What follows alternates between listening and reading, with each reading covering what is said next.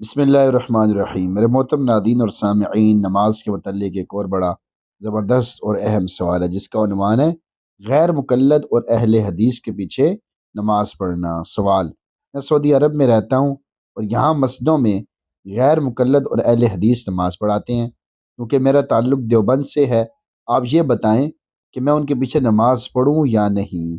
अब सवाल का जवाब दिया जा रहा है। बिस्मिल्लाहिर्रहमानिर्रहीम। गैर मुकल्लिदीन अपने अकायद बातला की वजह से ज़ाल और मुज़िल हैं, यानी ख़ुद भी गुमराह हैं और दूसरों को भी गुमराह करते रहते हैं। नीज़ ये कि अहले सुन्नत वल जमात से खारिज हैं। सहाबा कराम रिज़वानुल्लाहि अलैहिम अजमईन के कौल को यानी हदीस मौकूफ़ को नहीं मानते। असलाफ़ पर, बड़ों पर, बिलखुसूस इमाम आज़म अबू हनीफ़ा रहमतुल्लाह अलैह पर दिल खोल कर सब व शतम करते हैं। नीज़ ये हर जगह फितना फैलाते रहते हैं।